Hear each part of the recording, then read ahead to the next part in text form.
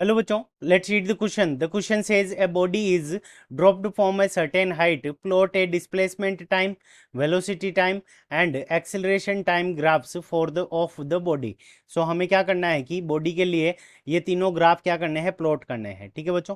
सो इस क्वेश्चन को करने के लिए हम क्या करेंगे, की कंसेप्ट अप्लाई करेंगे। ठीक है बच्चों, की कंसेप्ट।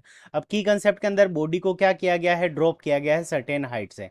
तो मान लेते हैं कि ये हमारी जो हाइट है वो स्मॉल एच हाइट है। यहाँ से बॉडी को क्या किया गया है, एक सर्कुलर बॉडी है, इसको ड्रॉप किया गया है। ड्रॉप किया गया इस कंडीशन के अंदर u इज इक्वल्स टू हमारा क्या हो जाएगा, जीरो हो जाएगा। ठीक है बच्चों।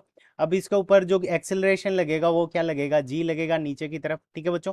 तो यह हमारा जो एक्सेलरेशन हो जाएगा a इज इक्वल्स टू क्या हो जाएगा, g। तो a is equals to g हो जाएगा। अब देखो इसके अंदर हम जो की कंसेप्ट यूज करेंगे, पहला जो की कंसेप्ट होगा a इज इक्वल्स टू, जो एक्सिलरेशन होता है वो हमारा क्या होता है, dv अपॉन dt। जो एक्सिलरेशन होता है वो हमारा क्या होता है, dv अपॉन dt होता है। और यहाँ पे a इज इक्वल्स टू क्या है, g है, और वो वैल्यू क्या है, कांस्टेंट है। ठीक है बच्चों। a is equals to g है तो ये वैल्यू क्या हो गई हमारी, कांस्टेंट हो गई। फर्स्ट नंबर की कंसेप्ट ये लगेगा। फिर सेकेंड नंबर जो की कंसेप्ट लगेगा, v is equals to u plus g t, यानी जो वेलोसिटी होगी v is equal to u plus g t, इस इक्वेशन के ऊपर डिपेंड करेगी। थर्ड नंबर जो डिस्प्लेसमेंट होगा हमारा, वो किसके ऊपर डिपेंड करेगा। तो डिस्प्लेसमेंट को अगर हम s से लिखें तो s is equal to u t plus half g t square. ठीक है बच्चों, u t is equals to half g t, s is equals to u t plus half g t square. तो इन तीनों equation का use करके हम इस क्वेश्चन को सोल्व करेंगे। ठीक है बच्चों। अब देखो हमारा जो ए है वो क्या है, कांस्टेंट है, और वो किसके इक्वल है, जी के इक्वल है। तो इसका मतलब जो एक्सेलरेशन होगा, acceleration acceleration acceleration will acceleration will not change. तो एक्सिलरेशन जो हमारा होगा वो क्या रहेगा, कांस्टेंट रहेगा, और वो टाइम के साथ में क्या होगा कि चेंज नहीं होगा। ठीक है बच्चों। तो अब हम सबसे पहले इन सारी ग्राफ्स को बना लेते हैं। तो पहला हम अगर एक्सिलरेशन और टाइम के बीच में ग्राफ बनाए, तो ये हमारा एक्सिलरेशन और टाइम के बीच में ग्राफ होगा। अब एक्सिलरेशन की जो वैल्यू होगी वो कितनी होगी, जी के बराबर होगी, और वो वैल्यू क्या रहेगी, टाइम के लिए कांस्टेंट रहेगी। ठीक है बच्चों। तो यहाँ पे जो वैल्यू है वो किसके इक्वल है, जी के लिए इक्वल है। और जी की जो वैल्यू हो जाएगी वो हमारी कितनी हो जाएगी, 9.8 मीटर पर सेकंड स्क्वायर। तो 9.8 मीटर पर सेकंड स्क्वायर, ये वैल्यू हमारी क्या रहेगी, कांस्टेंट रहेगी, 9.8 मीटर पर सेकंड स्क्वायर। तो ये वैल्यू हमारे पूरे टाइम पीरियड के लिए क्या रहेगी, कांस्टेंट रहेगी। तो पहला ग्राफ हो गया हमारा एक्सेलरेशन और टाइम के बीच में ग्राफ।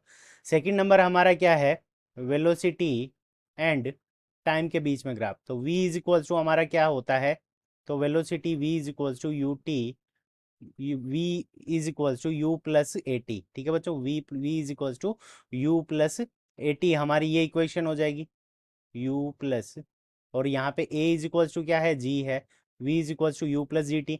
अब ड्रॉप किया गया है तो उस कंडीशन के अंदर जो u की वैल्यू है वो हमारी जीरो हो गई। तो वेलोसिटी क्या होगी कि इनिशियल वेलोसिटी, तो जब time period t is equals to zero होगा तब v is equals to zero. ठीक है।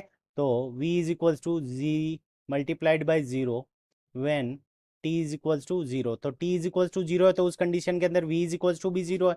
तो अब देखो यहाँ पे ये v, और यहाँ पे ये हमारा टाइम पीरियड क्या हो जाएगा, t। अब देखो t is equals to zero तो v is equals to zero, और जैसे ही t की वैल्यू इंक्रीज होगी तो v is proportional to t हो गया, यानी t की वैल्यू इंक्रीज होगी तो उस कंडीशन के अंदर हमारी v की वैल्यू भी इंक्रीज हो जाएगी। तो v is proportional to t, और यहाँ पे t is equals to zero पे यहाँ पे जानी चाहिए, और स्लोप कांस्टेंट रहेगी। तो उस कंडीशन के अंदर हमारी क्या बन जाएगी, एक स्ट्रेट लाइन बन जाएगी। ठीक है बच्चों। तो ये v और t के बीच में ग्राफ हो गया। अब बात करते हैं कि हमारा s और t के बीच में क्या ग्राफ होगा। सो ये हमारा हो गया डिस्प्लेसमेंट s, और यहाँ पे ये हो गया हमारा टाइम पीरियड t। ठीक है बच्चों। सो हमारा डिस्प्लेसमेंट जो s है, s is equals to u t plus half g t square, u t plus half g t square. ठीक है बच्चों। तो ये हमारा क्या है, डिस्प्लेसमेंट है। अब देखो एस जो हमारा डिस्प्लेसमेंट है वो क्या हो रहा है कि टाइम पीरियड के ऊपर किस फॉर्म में डिपेंड कर रहा है। तो देखो अब देखो u क्या होगी, 0 होगी initial velocity, so s is equals to क्या हो जाएगा हमारा, हाफ जी टी स्क्वायर। ठीक है बच्चों। और जब हमारा t इज इक्वल्स टू 0 होगा, t is equals to 0, then जब हमारा t इज इक्वल्स टू 0 होगा, तो उस कंडीशन के अंदर s इज इक्वल्स टू भी हमारा क्या हो जाएगा, 0 हो जाएगा। ठीक है बच्चों। तो यानी ये ओरिजिन से पास होगा और ये टी स्क्वायर की फॉर्म के ऊपर डिपेंड कर रहा है, तो हमारा ये क्या हो जाएगा, पैराबोलिक ग्राफ हो जाएगा। तो ये हमारा जो कुछ ग्राफ किस किस तरह से होगा, कुछ इस तरह से ग्राफ हो जाएगा। तो ये एस और टी के बीच में ग्राफ हो गया। सो ये हमारा करेक्ट आंसर है। तो हमने यहाँ पे तीनों ग्राफ देख लिए। So this is our correct answer. I hope you understood it well. Best of luck. Thank you.